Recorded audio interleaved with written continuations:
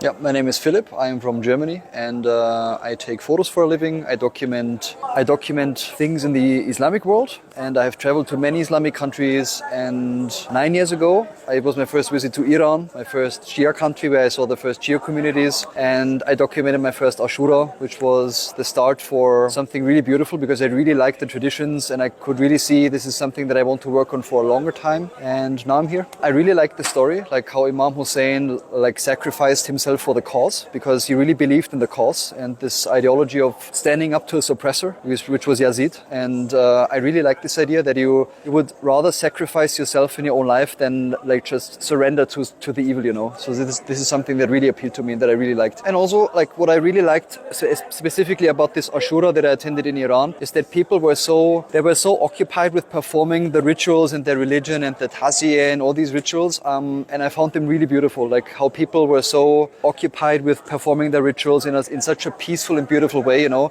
And unfortunately in the West, in my country and in so many other Western countries, when we think of Islam and when we hear of Islam, we don't really have these beautiful images in our TVs, in our magazines, you know. So I was like, okay, I need to document this because it's very beautiful, and I want to teach my own people and my own, my audience in my country a bit about Islam, and this is also Islam, you know. I would say that me, as someone who was raised, I was raised in a very Catholic environment, Christian Catholic environment. I never had a connection to Islam, or specifically even to this kind of Islam, but I learned to appreciate it a lot. Like I told you, I really liked the spirituality, the beauty of it, how people were part of whatever they were doing, and I became a much more spiritual person that way. Like I can, without being born and raised in this kind of religion or Islam even, I can really connect to the beauty, like in a very spiritual way. I can very much connect to it, and yeah, I like it very much. My work focuses mostly on Islamic countries, so I visited a lot of Islamic countries, not so much outside the Islamic world actually. So I've never been to America, for example, like the whole continent of America, but I visited Islamic countries from